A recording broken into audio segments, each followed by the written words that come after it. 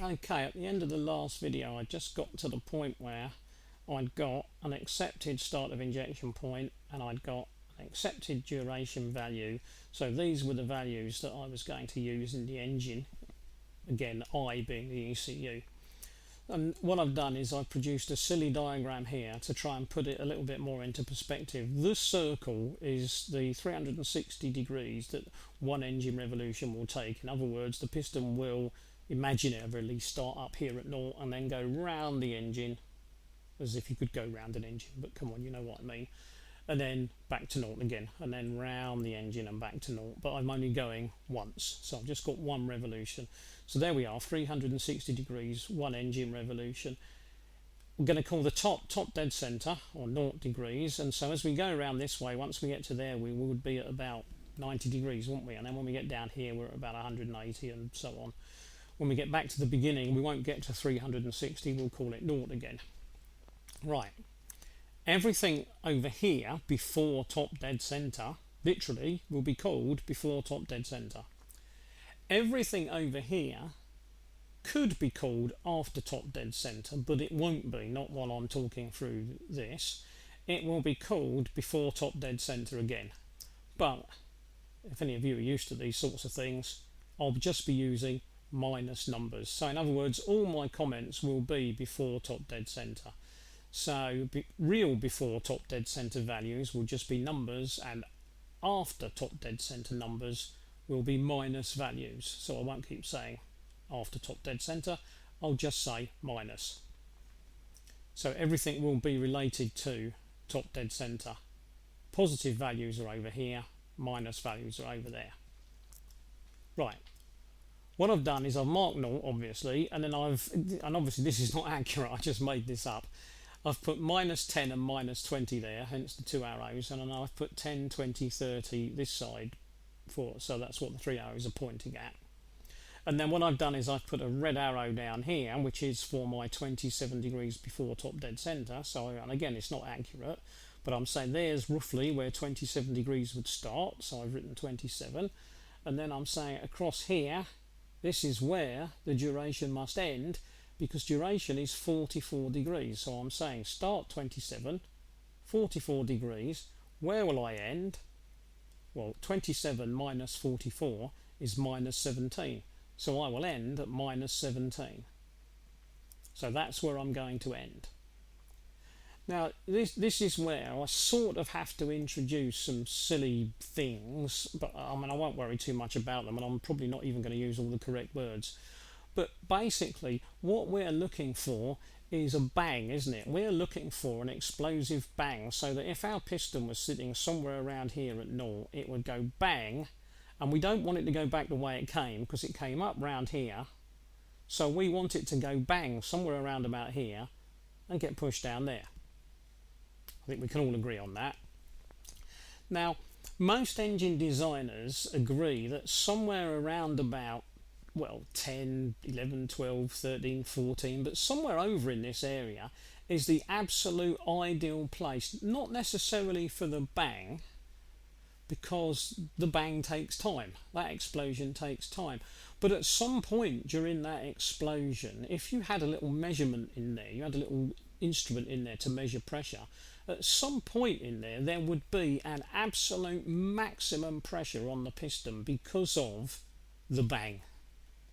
And most people that design engines agree that somewhere over here, somewhere around about perhaps 12, 13, 14 degrees, is where the maximum pressure needs to be.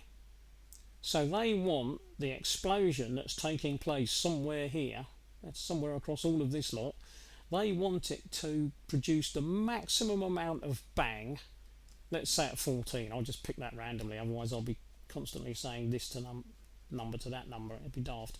So let's say 14 degrees, so they're aiming to get maximum bang at 14 degrees. Now of course, if injection ends, so if we call that end of injection, or EOI, if that's ending at 17 degrees, minus 17 degrees, then the maximum pressure for our bang here could be a little bit after that, couldn't it?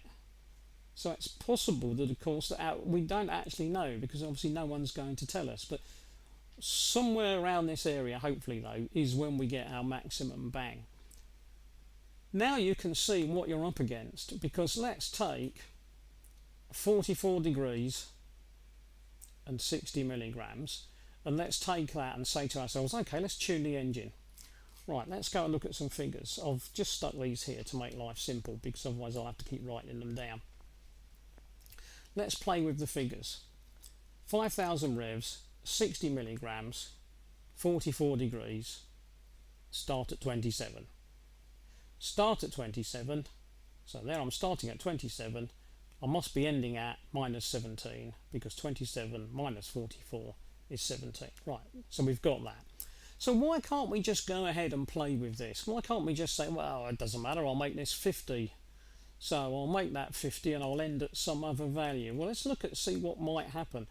If we just increase duration, we start mucking about with duration. First of all, the injectors, these pump injectors, can only be pressurised while they're sitting on the cam. So if you're too near the beginning of the cam rising up, or at the end where it's going down, you won't get any pressure. So the whole thing will not work. So it's got to be sitting on the cam. So you've got to be within the degrees that the cam is actually working the injector. That's for one thing. And the injector solenoids that have got to open and shut to allow the fueling, they've got on times which are pretty much, or off time, it depends how you want to describe it, but basically they've got on times, and when they are switched on they are going to get warm, because they are basically just little electromagnets, and so they are going to get hot, and they will overheat and they will die as a result of it, and so you will kill them. So if you ask for too much duration here, you're going to actually destroy your own injectors. Usually there are values in the file to stop you doing that. And of course the other problem is that if you increase duration, the end result is obvious, isn't it? You'll either force injection start, SOI, to advance, or you'll force end of injection to be extended later, or you'll cause both. In other words, it will advance and it will extend. So that will give you a knock-on, because now you're stuck with advancing start of injection. Now, even if you're not changing duration and you just want to advance start of injection, what can we do there? Well, if we advance start of injection, we might get a slight increase in power. There's a fair chance we'll increase emissions, especially nitrogen oxide emissions. If we over-advance it a little bit, we may end up getting less power than we think, and that may raise the engine temperature or even the exhaust temperature, but it might well raise the engine temperature. And if you go too far without realising it, then the piston will be trying to push, you will be causing a big bang somewhere over here, and the piston will be coming up and the bang will be trying to push it back the way it came. And the end result of that is going to be that you will either lift the cylinder head, in other words, you will start to stretch the cylinder head bolts, or worst comes to the worst, you will smash the piston down so hard that you'll damage the com rod and bend it, or break the crankshaft or something. So something serious could occur at that point. If you then say to yourself, well, okay, I don't want to risk advancing start of injection, I'll let end of injection get a little bit longer instead to try and protect that. Well, again, if that's accompanied with an increase in duration, then you may well get a slight increase in power, mightn't you? Because if you've increased duration, and even though you've left SOI the same as original, if you forced it to come a little bit later, you might get a little bit more power. You might find you can't do that though. You might find that the way the file is designed forces you to get some advance whether you want it or not. Over increasing the end of injection is the big problem though, because you'll have no effect on power at all, because what will happen is the piston will be on its way down past the maximum pressure point when you create your bang over here somewhere, and the piston's already going down here. Now that bang is chasing the piston to try and push the piston, but of course at high revs that piston's moving very fast. So your bang is going to struggle to meet the piston because the piston is running away from it. So there is a good chance that you will now not be adding anything to the engine at all. You might just as well have injected the same amount of fuel and ended earlier. Now, there is a problem with that as well, though, because although you're now not getting any more power, so there's no real effect on power, obviously you're going to be wasting fuel because you've got your foot flat on the floor and there's no power increase, but the fuel's got to go somewhere, so you're wasting fuel. It's going to wash down the engine boards, which is never a good idea. The end result of that will be it will dilute the oil, but one of the things that you've got to worry about a lot there is what will it do to the exhaust temperatures if this stuff starts to try to burn, because it's still burning, it's just not giving us any power. So will we just simply be making the exhaust gases hotter and hotter and hotter? Because if we do that, we are going to risk doing some really serious damage to the engine, just like with the other changes. So lots of things to consider. Right, now what I'll consider next is whether it's safe to do changes. So I'll stop there and I'll come back in a second. Well, a second for me, not a second for you.